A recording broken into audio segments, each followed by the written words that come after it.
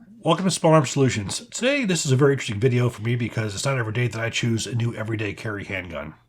Now, I technically have two everyday carry handguns depending on my situation.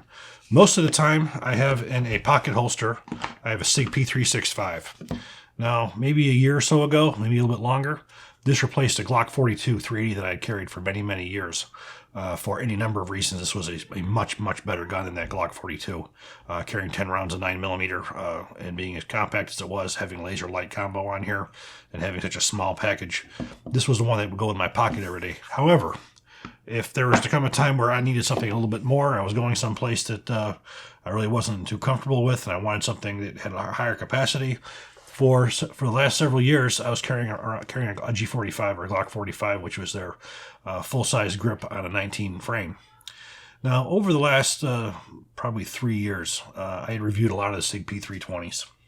I followed them from the beginning. I had had several opportunities to do longer endurance tests on them and such. And I started shooting these guns a lot better than Glock. I started appreciating the trigger a lot better, the feel of the grip a lot better. The Glock does have that 2x4 feel to it for as far as the way the grip is concerned. The Glock's benefit over this is it does have a lower bore access, but it doesn't make that much of a difference. But the trigger was what really set these guns apart like crazy. The triggers on the SIGs were significantly better. You didn't have a little tit in the middle, which hurt your finger after you shot them for quite a bit. And the trigger pull overall was a lot nicer. So as time went on, I started getting more and more used to the Sig P320. I started liking it a lot more, to the point where I got rid of the compact G45 or G42 and went to the P365. Well, the same thing is now happening with my full size. It's time to retire the Glock for a P320, and I was trying to look and see which one that I was looking at, which way I wanted to go. I had two that I was really looking at. One was the P320 RxP, and the other is the P320 XCOMPACT that you see right here. Now, looking at the two, the major differences were size. The RxP tended to be a little bit longer in many of the aspects, but both of them had a 15+1 magazine. Both of them had the Romeo Pros on them. Both of them had suppressor high sights. Neither one of them had a threaded barrel. However, the P320 Compact RxP, you could use a standard P320 Compact threaded barrel in. However, it wasn't really as much of a concern for me just due to the fact that I wasn't planning on putting a suppressor on an everyday carry gun, so it didn't make much of a difference. Where it got to be different was in the length. You got 0.2 inches more on the RxP versus the XComp. You had the same width. The height was the same. 3.9 inch barrel on the P320 RxP versus a 3.6 inch on the P320 XCompact. And that, for as far as weight was concerned, 26.3 ounces on the RxP and 25.8 ounces on the P320 XCompact, which gives you a little bit smaller of a gun. Trigger, you have a curved trigger versus a curved trigger of the P320 RxP. The XCompact has the flatter trigger. Same slide, nitron stainless steel, both optics ready, both standard sights compatible. And also, for as far as the price is concerned, you're looking at MSRP of $879.99 for the RxP versus $999 on the XCompact. So you're looking at just a little bit more money, not much, to compare the two. So again, looking at the two, I did have both guns here at one point. I ended up sending the RxP back a little while ago before I had a chance to do the video, but I do wish I still had that here, but I don't, but it doesn't really matter in the end. But looking at the two, again, the major differences were shorter overall, was lighter, straighter trigger, better feel grip than the original one did, and it also had night sights on it, so you had a lot of benefits over the RxP as a carry gun. Now again, with the P320 RxP, again, threaded barrel. You're going to see a video of us shooting the RxP with a threaded barrel, which was great, but again, it wasn't really a showstopper for me for as far as having a carry gun, because again, I had no intention of carrying as a pressed gun. Now, the one thing that I did add to both guns when I was looking at them was the Streamlight TLR7A, which is the compact light. So basically, this is not a laser. This is only a light, and this was an excellent addition to it. You see, I have a similar type thing on my P365, but this is a light laser combo. And it's a little bit smaller, and it's not nearly as bright. 500 lumens, 150 hours runtime. The beam distance is 140 meters. 2.3 inches, 2.4 inches.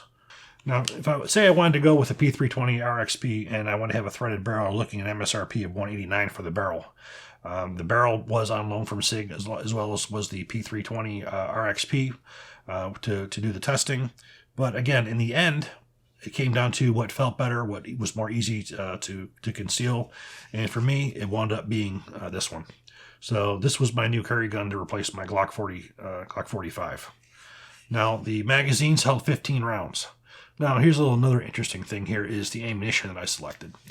One of my more recent videos I did was on the tumble-on impact ammunition performance compared to some of the more modern hollow points, and I basically said that I was switching my ammunition out to the new tumble-on impact. Well, there you go. This is the magazine that I carry in this gun with a tumble-on impact ammunition. My P365 compact, same thing.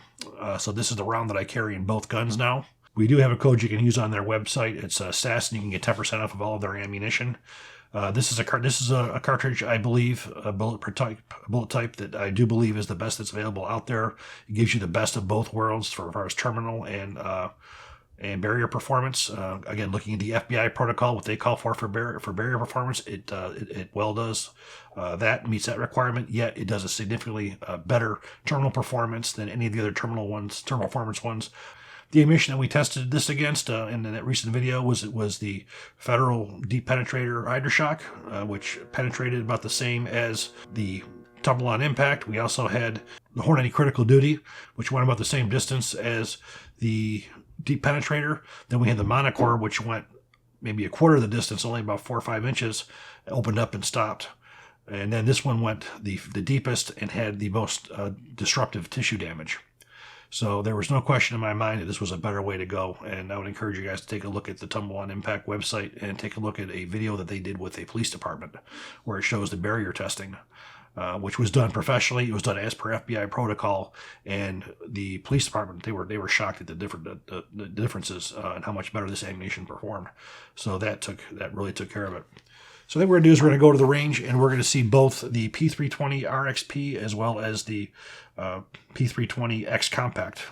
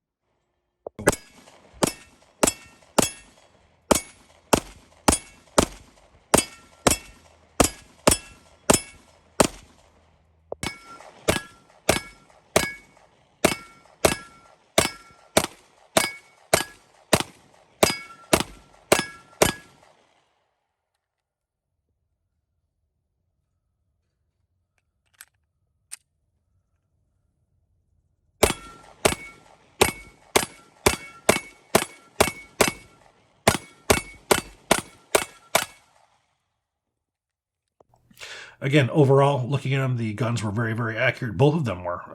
Using the optical sights that were on here, these Romeo 1 Pros are excellent. It took me a little bit of a time to get used to it because this is the first gun that I ever carried that did have one of these sights that are on there. You do have to remember to turn it on for the most part. It's these do also shut off after a certain period of time, so when you pick them up they do turn back on, so that's good as well. But also what's nice about this is if you were to draw it up and that wasn't there, you have co-witness where you're going to be able to see these suppressor high sights, and you're still going to be able to get your sight picture. So whether that's on or off, it doesn't make much of a difference. You do have a loaded chamber indicator on here as well, which is nice. And again, there's no manual safety on here, which is what I want. They do offer models that do. I did not. But this ended up becoming my new everyday carry pistol. So, I have fully switched over from Glock, who I carried Glock for many, many years, to the Sig P320.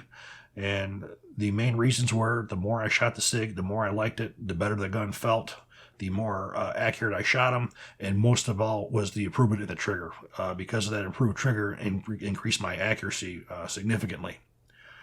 So I do hope you guys enjoyed this video. If you do, please click like, please subscribe, and even better, share. Thank you.